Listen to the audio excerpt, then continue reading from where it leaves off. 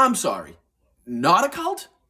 And let me remind you that this is a fucking funeral, not a Trump rally. And another secret about Diamond, she had a boyfriend. Yes, that's right. She had a boyfriend, and oh my God, we would talk about him all of the time. I mean, all of the time, okay? His name, President Donald J. Trump. Yes, yes, yes. President Donald J. Trump. That was her boyfriend.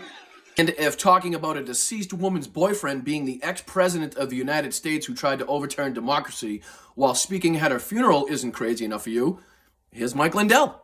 God handpicked his leaders for such a time as this, and he set up divine appointments and connections to create a huge network of courageous people to lead this epic battle of good and evil that we're in.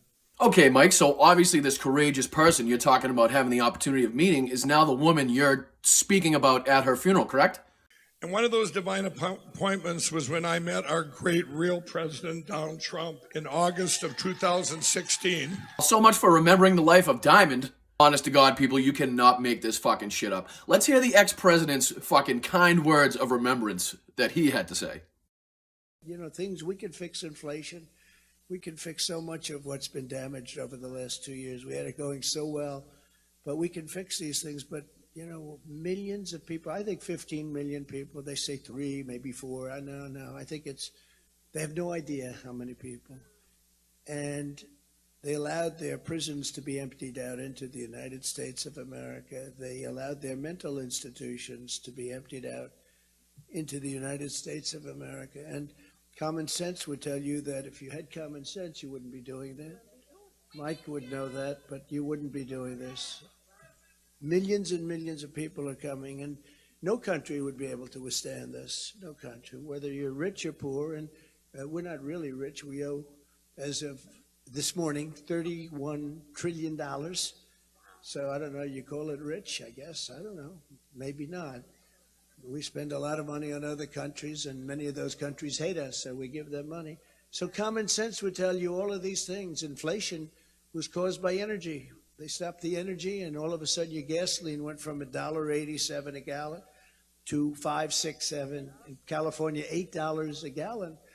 And when your baker makes his cakes, and when your hospitals create heat and all of the different things you need this for, everything goes up, and it's runaway. It's far greater than people thought. I mean, if we're just being honest with ourselves, I mean, who doesn't bring up inflation, the price of gas, baking cakes, and fucking heating hospitals when giving a eulogy at somebody's fucking funeral? And we all know there's no point in giving a eulogy if you can't tell people how much money is spent on the event, right? I said, let's pick a big place. I don't care. Don't worry about it. Just pick a big place, because the chapel wouldn't have held the kind of people, the number of people that we have. And we're doing it right, and that's the way it should be. And I did notice a big line of very, very nice vehicles outside. That's going to be handled properly, right? So we're going to handle it properly.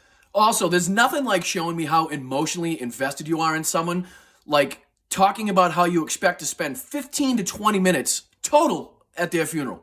I said, give me a little time, because I have a lot of people waiting for me back in a place called Palm Beach, Florida. I said, give me a little time. What do you think it'll take? Oh, about 15, 20 minutes, in and out. I said, well, it could take longer. This is a little longer than 15 minutes, right? And we all know no heartfelt eulogy is complete without bringing up the election that you lost years ago and politics in general. How do we stop the cheating? How do we stop it where you get more votes but you still don't win? And the answer is the Republicans have to get tougher. The top people have to get tougher. And you have to really swamp them. There's a level at which even they can't produce. And so if you win big enough, you're going to get there. And then once we're there, we're going to straighten it all out. And last, but certainly not fucking least, here is the pastor actually saying that Diamond is looking down on everybody, talking to Jesus. And what does she want? No, she doesn't want her health back. She doesn't want her life back. She doesn't want to be reunited with her family. She wants Donald J. Trump reinstated, of course. Even now, she's looking down, and I believe, without a shadow of a doubt, Diamond is talking to Jesus, and she is saying, Jesus, please make sure that Donald J. Trump is the next president of the United States of America. But no, not a cult. Get the fuck out of here.